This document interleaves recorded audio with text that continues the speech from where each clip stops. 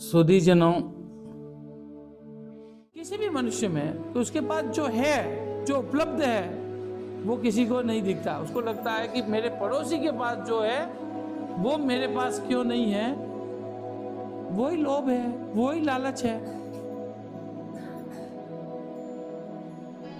आसाम की एक कहानी है कि तोराली करके एक लड़की थी, बहुत ही सुंदर वो नृत्य करती थी।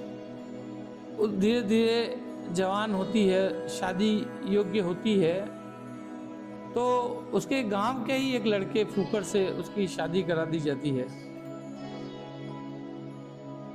फूकर से शादी करने के बाद दोनों अपना जीवन यापन सुख एवं शांति से कर रहे थे। उसी दौरान एक दुर्घटना होती है और दुर्घटना में फूकर की आंखें चली जाती हैं। जब फूकर की आंखें चली जाती हैं तो उनके घर में कमाने वाला कोई और नहीं था, तो तोराली को खुद ही गांव में जाकर के मजदूरी करनी पड़ती है, खेती में काम करना पड़ता है और जैसे तैसे वो अपने जीवन यापन करते हैं। उसी दौरान उनके 5 पुत्र पैदा होते हैं।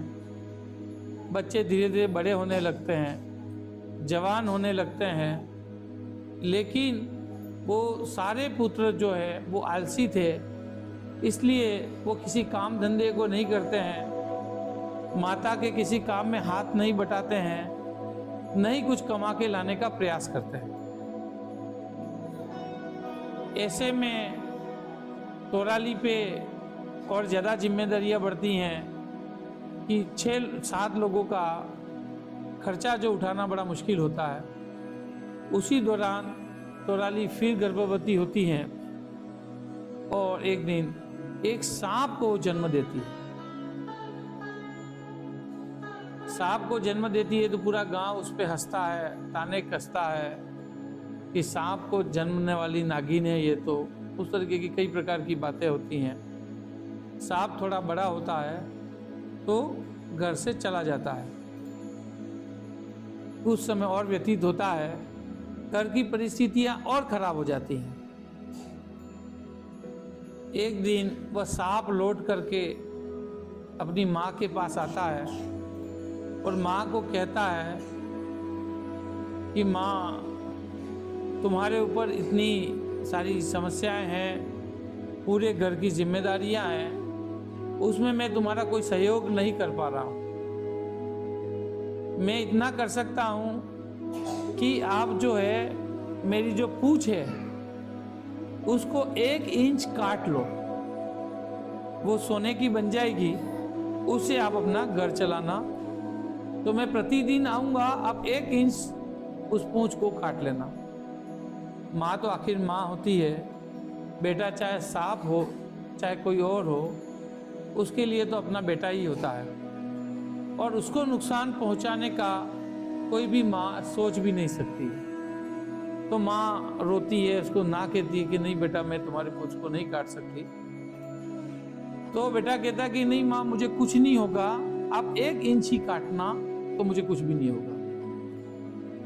माँ को वो बहुत मनाता है, समझाता है। तो माँ तैयार होती है, माँ एक चाकू लेके आती है और उसका 1 इंच पूंछ को काटती है। जैसे ही पूंछ कटती है तो टुकड़ा सोने का बन जाता है। माँ उसे एक कटोरा दूध ला करके देती है, वो पी करके सांप चला जाता है। माँ उस सोने को टुकड़े को लेकर के शहर में जाती है, उसको बेच करके घर के लिए खाने पीने का सामान। कई दिन बाद उसके घर पे कोई पैसे की व्यवस्था हुई थी तो लड्डू, मिठाई, पेड़े वगैरह भी साथ में लाती है।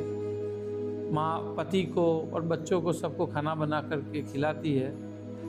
तो बच्चे जब लड्डू, पेड़े वगैरह मिठाई खाते हैं तो वो कहते हैं कि माँ, इतने सारे पैसे कहाँ से आए तुम्हारे पास। तो माँ उस बात को छुपाते हुए कहती है कि तेरे नाना ने पैसे भेजे थे, उससे मिलाई। दिन बीतते जाते हैं, वो सांप रोज एकांत में आता है। माँ उसका एक टुकड़ा पूंछ का 1 इंच काटती है, उस सोने को ले जा करके बाजार में बेचती है और सामान ला करके अपना घर चलाती है। उसके बेटे जो आलसी थे वो निकम्मे थे और मन से क्रूर भी थे।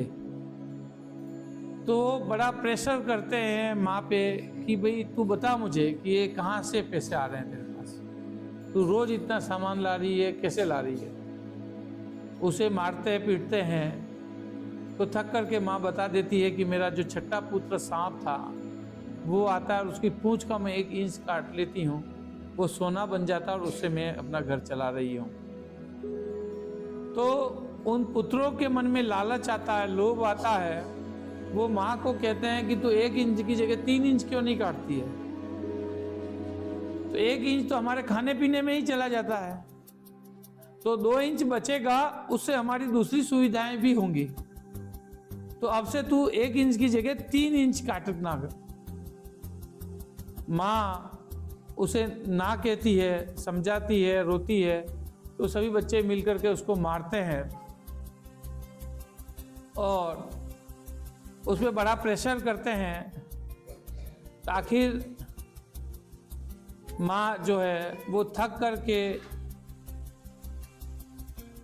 एक दिन उन बच्चों की माँ बात को मान जाती है और वो सांप आता है, उसे एक कटोरा दूध पिलाती हैं। उसके बाद वो 1 इंच की जगह 3 इंच का टुकड़ा काट लेती हैं।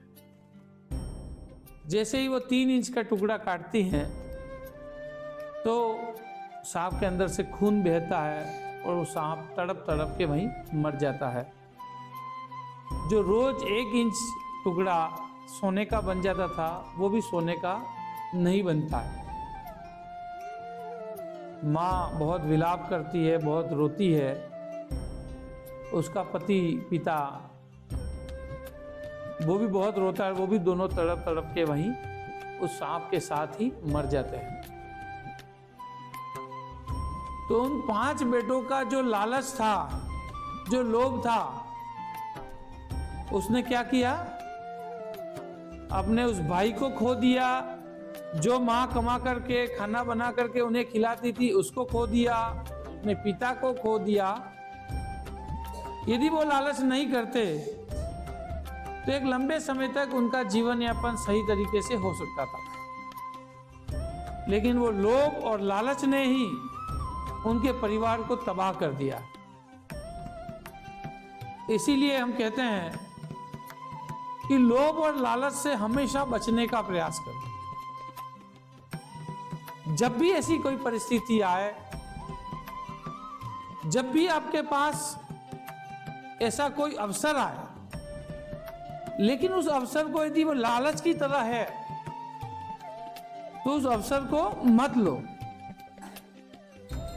आप ये देखो कि वो जो अवसर है, वो जो कार्य है, वो कितना हितकर है, कितना लालच है।